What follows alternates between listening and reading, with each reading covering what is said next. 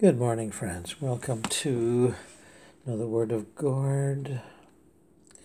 Continuing on with our discussions of the spirit worlds and the beings that populate it, and our ability to visit and interact anytime we choose, despite the limitations of our doubts and assumptions.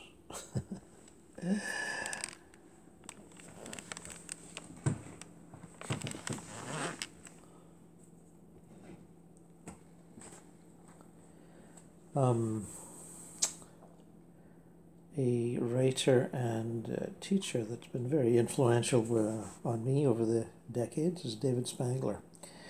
And in his book Subtle Worlds, he touches on a number of issues that are relevant to our discussion here. The lower planes, the challenging places for us to visit. Here's some thoughts. Let me be very clear here right away. There is no reason why you would enter this band of negativity that he's just previously described as part of your process of engaging with the subtle worlds or non-physical beings. Although it is a non-physical phenomenon, it is not part of the subtle worlds at all, but an effluvium of energy arising from human suffering. That's interesting, an effluvium energy rising from human suffering. It does not exist on the imaginal realm, nor is it part of the transitional realms. It is part of the subtle energy surrounding humanity collectively and bleeding into the subtle fields of the earth. It's the place where the thoughts and feelings generated by the deliberate wish to cause harm to another accumulate. There they are like free ions looking for something to attach to in order to ground their charge. Yes, they're looking for a place to settle and nest. A person who has a strong, positive, personal, subtle energy field offers no place for such negative psychic ions to attach, and thus is relatively immune to the worst effects of this band of energy.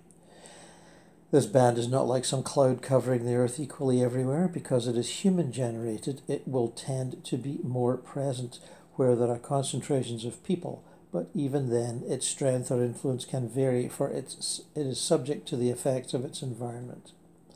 A city that is vibrant with health, creativity, parks, productive, happy people, good government, and the like is less vulnerable than one where the population is depressed, angry, and fearful.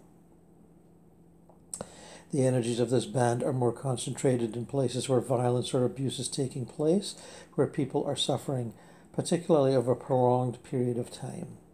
Battlefields and war zones can be especially vulnerable to this fatal energy, as one might expect. This band of psychic energy is a problem that both incarnate humanity and those on the inner worlds seeking to help us have to deal with. For it is not always just a passive cloud of negativity. It can be a source of physical level aggression and hatred as individuals pick up on these violent energies and images and express them through action. It has the power to infect and transmit its toxicity to individuals who are invulnerable to it, which generally means individuals who, by virtue of their own hatreds and fears, are participating in and adding to this band of psychic energy themselves. It can also affect those whose natural psychic immunities have broken down in the face of prolonged suffering, depression, or abuse. Under the influence of this fatal energy, a person may have his or her own angers, fears, and hatreds augmented, and may take violent actions they would not otherwise engage in. When horror writers envision evil, unseen beings lying in wait to prey upon us, they are drawing for the most part on images born of the toxic nature of this band of psychic forces. In my understanding, aside from the effects of the polluted psychic energy itself, the most prevalent denizens of this band are malevolent thought forms, sprung from the hurtful imaginings of human beings and given a certain energetic persistence through an intensity of desire to see those images fulfilled. When a Shia Muslim sees a Sunni Muslim or an Irish Catholic sees a Protestant as an enemy, for example, and wishes that person harm, that kind of imagination and emotion behind it is what creates the kind of toxic thought forms that can populate this scream of an environment. Early in my training, John, that's his guide, referenced many times, took me under his protection into this band of energy so I could experience it and know that it was there and what it was like. He said clearly that no one should be afraid of this region, particularly as fear is one of the emotions that can create a resonance within it. But it is something that exerts an influence upon humanity and thus can potentially affect us all. It is part of the collective karma of humanity, he said, a weight upon your consciousness until you can transmute it through love and goodwill towards each other. Good point. So be nice to your neighbors, and I mean that seriously. He then introduced me to beings whose main function was to bring healing into this region and prevent it from becoming too overwhelming a presence within subtle fields of the incarnate world.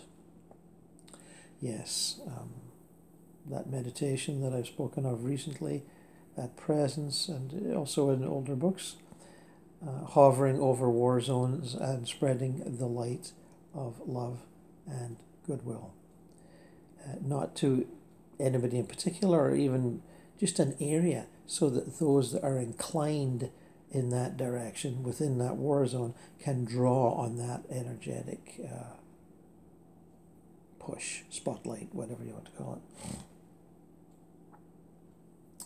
We are each born with a subtle energetic immune system comparable to our physical one. Activities such as the 4 practices that John recommended help maintain and boost it. The natural boundaries of our personal subtle field, when strengthened by a healthy lifestyle, are usually more than enough to throw off any negative effects. By deliberately drawing on your sovereignty and self-light and invoking the help of your soul and pit crew, the pit crew, that's another reference of your elemental helpers, you can avoid this unpleasant zone altogether when attuning to the inner realms. But it is also part of the global challenge with which humanity struggles, as much as climate change, physical pollution, or any other problem. In some ways it can be worse, as it operates beyond the knowledge of most people and can diminish our capacity to deal with the problems that confront us, encouraging us to indulge in violence, fear, or depression instead. One of the reasons for forming a partnership with the inner worlds is to join in the effort to mitigate, transmute, reduce, and eventually eliminate the scream from human experience. This is an important form of what I call subtle activism. Subtle, activism within the subtle worlds.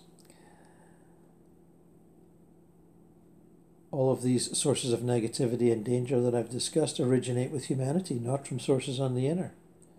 They are dangerous precisely because they already resonate with us. They come from imbalanced, wounded, hurting, and hating parts of us. It's because these energies are of our creation that we are vulnerable to them and they can have power over us. So, are there no negative or evil beings as such?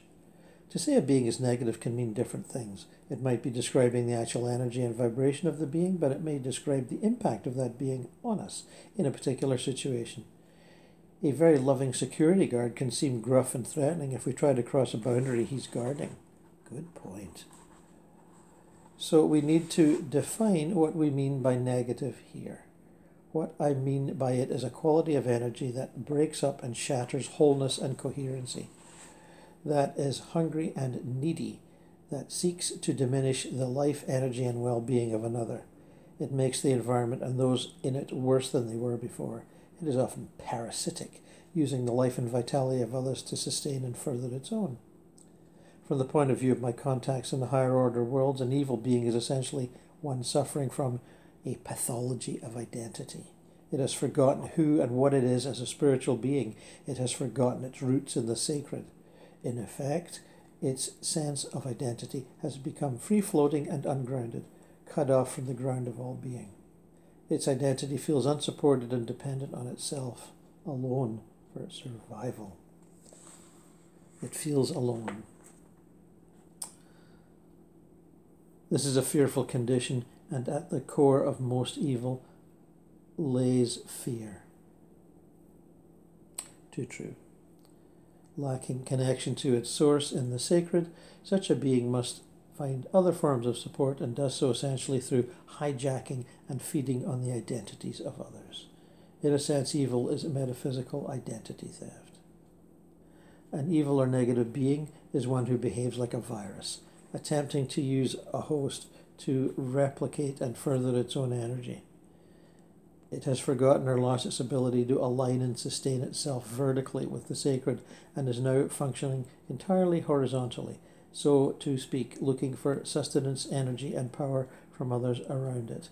And it gains that sustenance by attempting to exercise power and dominance over others, using fear and seduction to break down their boundaries of sovereignty and identity, so it can infect them with its own identity, which itself is fearful at its core.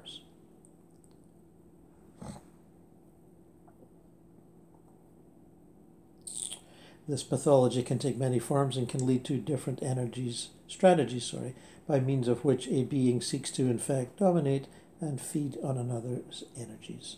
Like a virus, it seeks to replicate itself within a host, for only through that self-replication can it feel its identity is secure. The protection against such an entity, whatever form it might take or whatever it might come from, is to know one's own innate sacredness and connection to the sacred. If I draw my sovereignty and sense of self from my soul and my connection to the sacred, and if I am clear and strong in my boundaries and without fear, I can resist the infectious nature of such an entity. By mirroring back to it the presence and love of the sacred, not fearing it but genuinely seeing it as part of God, I confront it with two choices. It can either remember its roots and be healed of its pathology, or it will fear those roots and retreat. For its pathological identity cannot survive once it remembers and accepts its own essential divinity. That is why John said, before I engaged seriously with the subtle worlds, I needed to have a practice of attuning to self and attuning to sacredness. Self-light, rooted in and reflecting the love and presence of the sacred, is both the protection from and the response to negative energies.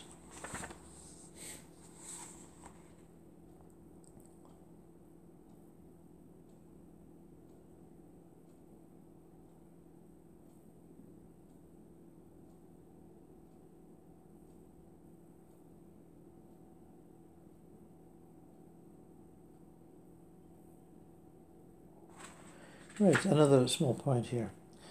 Many years ago, a young man came to me for advice.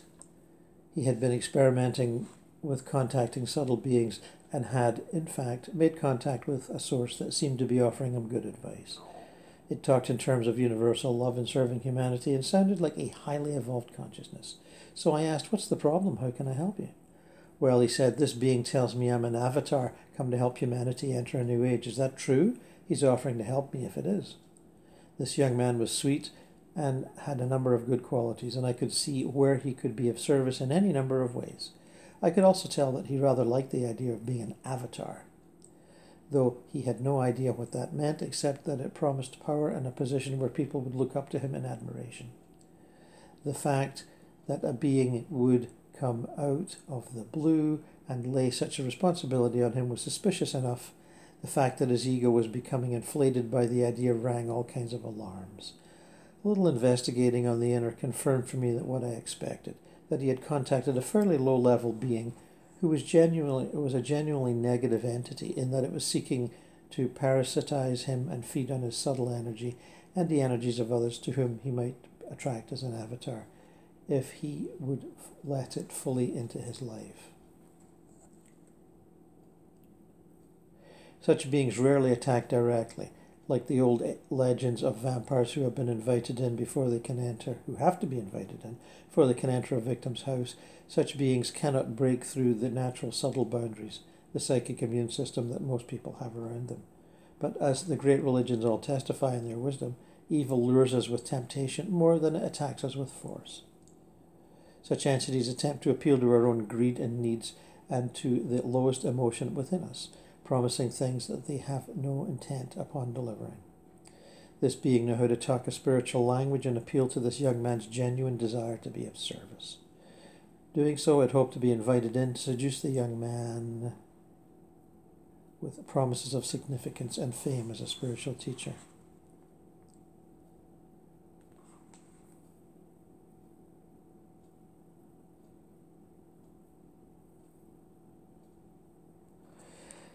So I think you see the point there. And he adds to that with another short story earlier on.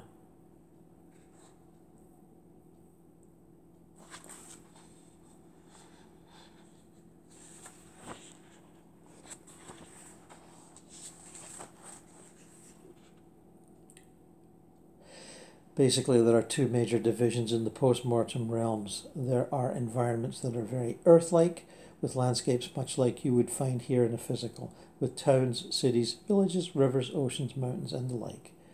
These environments are created and maintained both by those who live within them and interact with them, and by highly advanced angelic beings. Thoughts and feelings have direct creative impact in these realms.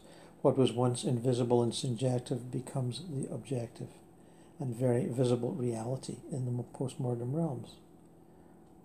Until an individual gains control over his creative faculties of thought and feeling, however, he or she may find him or herself in an environment that is shaped and given consistency and coherency by larger planetary forces, similar to those beings of nature that support our physical environments. The Devas, who create and maintain a large degree of harmony and energy flow on physical planes, especially around cities. In a sense, they provide a scaffolding of familiarity and stability within which the newly arrived individual may begin to learn his or her way around. John took me to meet one of these beings once. It appeared to me as a woman, but I realized that what I was seeing was only a projection of a small part of its consciousness, configured to be accessible to me. It was a compassionate, caring being, almost motherly, which I am sure is why I saw it as female. It had created, partly out of its own consciousness and partly out of the malleable substance of the post-mortem realms, a landscape where a number of individuals who lived who were healing from very traumatic and difficult lifetimes on Earth. I don't think any of those inhabiting this place knew of this existence of this being any more than most physical humans know of the many nature spirits and planetary beings that energetically hold and support the environments we live in here on Earth. But it knew all who were there within its loving care, and did what it could to help them heal and move on to more advanced levels of the post-mortem realms.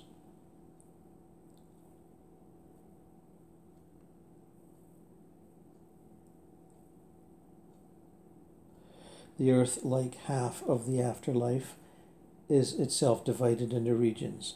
The largest consist of environments familiar enough to a human mind that the individual can find his or her bearings in a comfortable and safe surrounding before venturing forward on the next stage of their development and reintegration with his or her soul. It looks like an earthly environment for the most part, but it is more spacious, radiant, and responsive to the thought and feeling that we are used to here in the physical world. The individual knows he or she is in a non-physical world, but one that is not so strange as to be disorienting.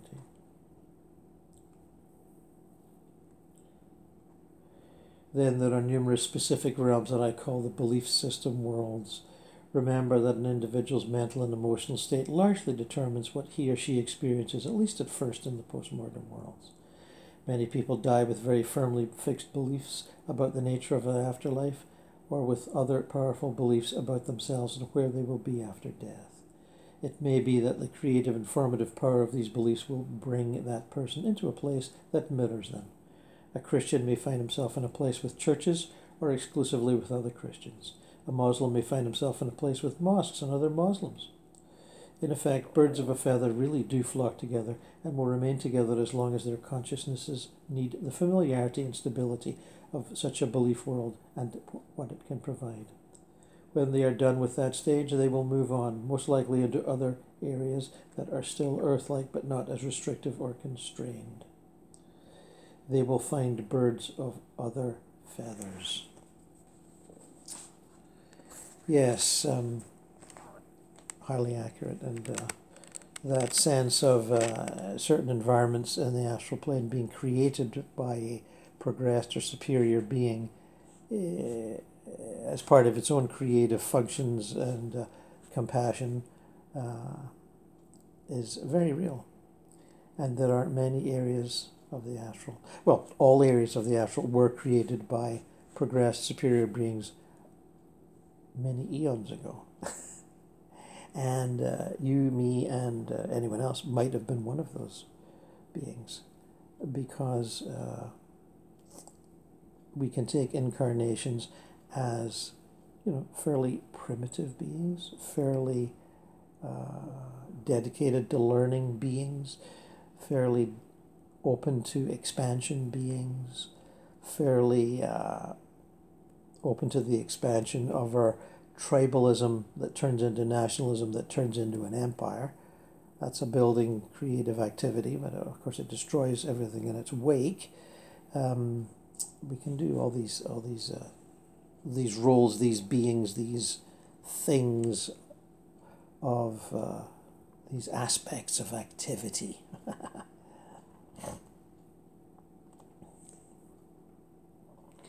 And I feel you can see the point there when we talked about war zones in this planet of ours, which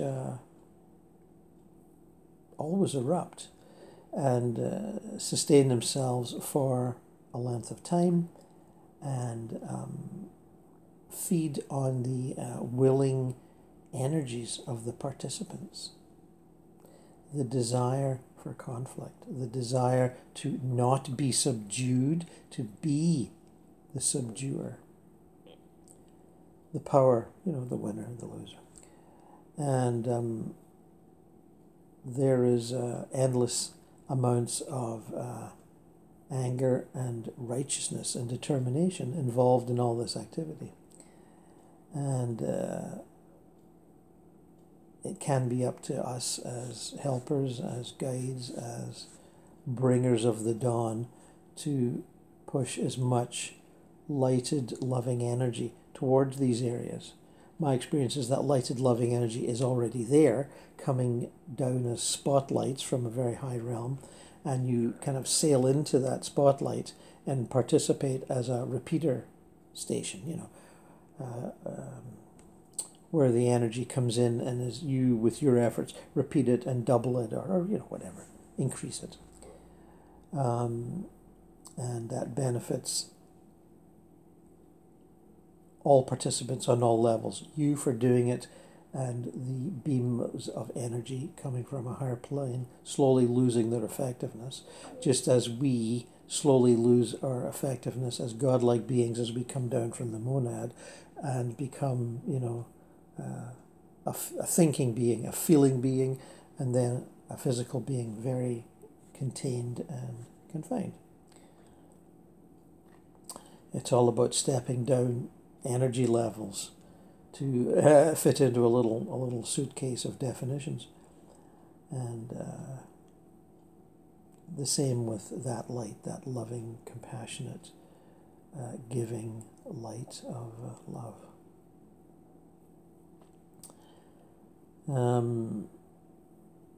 These issues are, I believe, important to recall and remember and think upon in our inner journey and our expressions of ourselves on that inner journey that show us we can be anything, anyone, and go anywhere. I know when Spangler talked about he was only seeing a part of that being, not all of it, and because it had a motherly kind of energy, that's how he saw it as a female. One projects one's partial visions onto situations and beings of a more cosmic nature. I had at least 2 to 3 experiences of that over the years, some of which are mentioned in More Adventures in Eternity. Interacting with Buddha, Gautama Buddha, Lord Maitreya, and Jesus Christ. Each time I had the sense I was only seeing the part I was able to see, or the part that I wanted to see. And they are greater than your ability to perceive them, just as, you know, the planet, as you look onto the planet from an astral perspective or a physical perspective when you're meditating. You know, you're seeing part of the planet. There's actually too much to see all at once, but you can see a significant and relevant parts.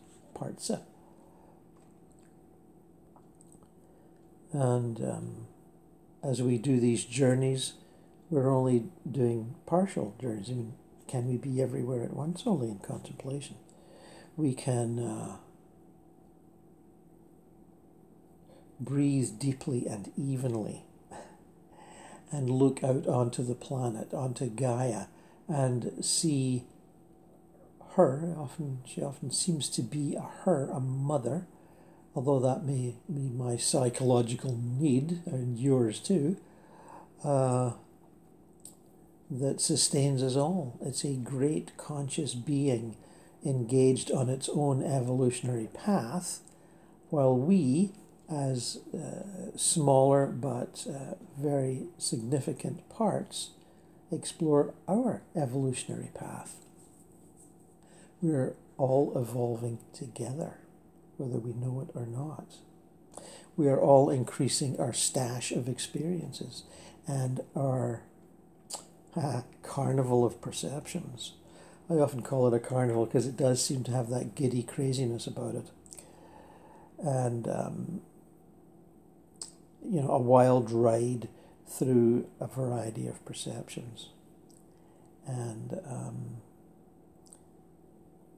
can be a little overwhelming, but you can take a sort of, you know, playful, childlike approach to it and just enjoy bouncing around like you are on a trampoline, you know, bouncing up and down and squealing with joy. You can take that approach. It's not without value.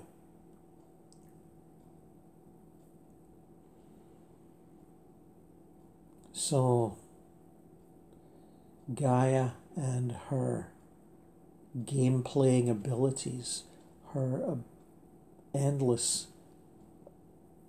you know, ability to provide playgrounds of a certain individual nature that cater to the evolutionary needs of certain individuals and ethnicities and belief systems. There's the rainforest, there's the desert, there's the huge urban environment, there's the Arctic,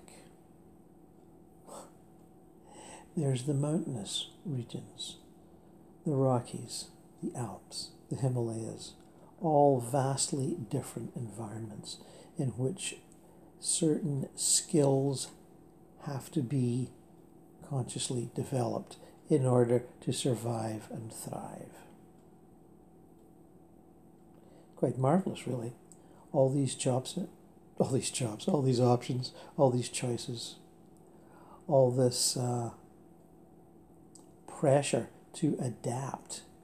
And if one moves around the world, as many people in business do, one has to adapt quickly and efficiently in order to function well.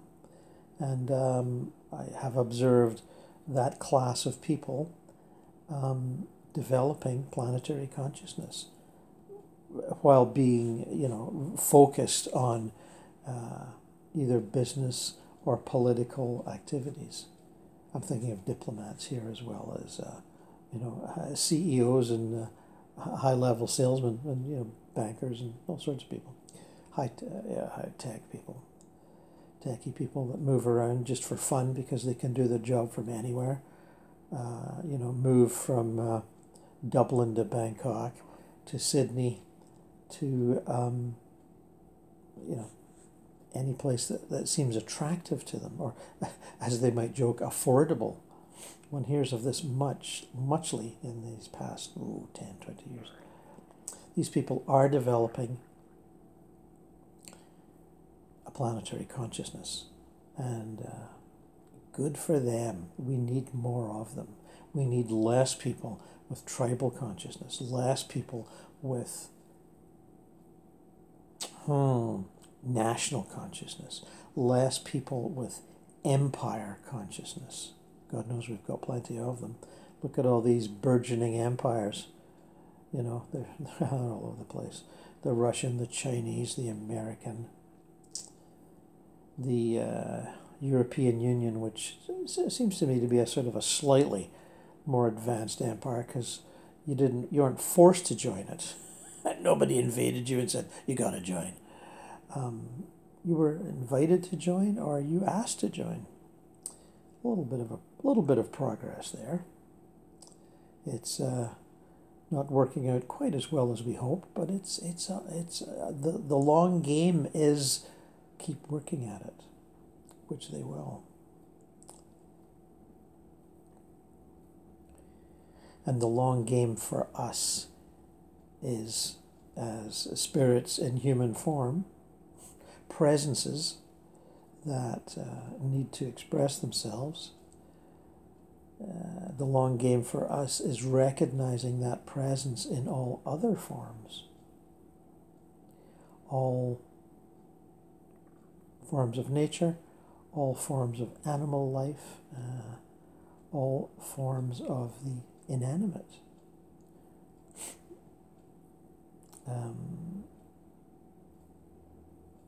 The level of animation in what we think of as inanimate forms, the molecular structure, the interactive molecular structure. That chair that you're sitting on is made up of the same protons and electrons and neutrons dashing about. It's all empty space with these little particles whizzing about when you get right down to it.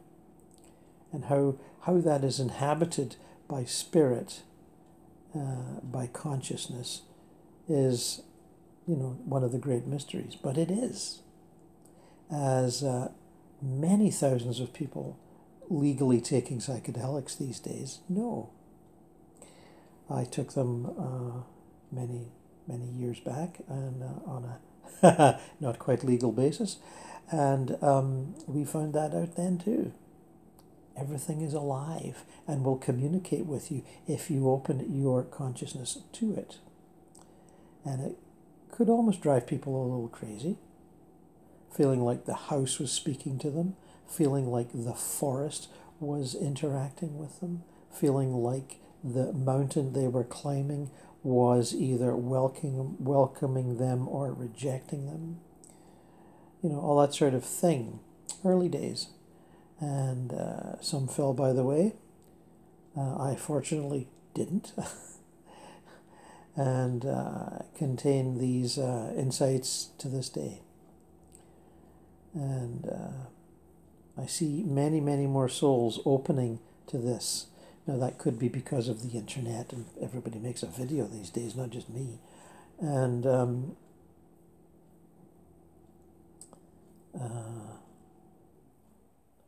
beings of all levels of consciousness are having their experiences expanded by psychedelics. Many are.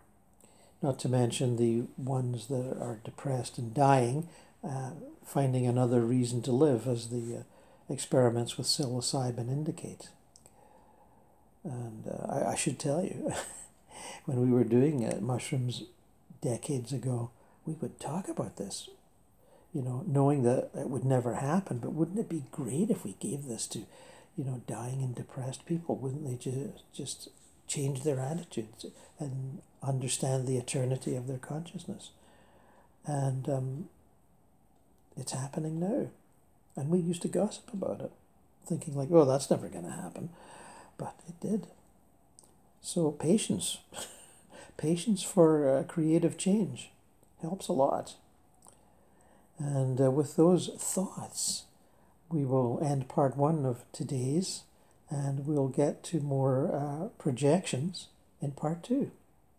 So long.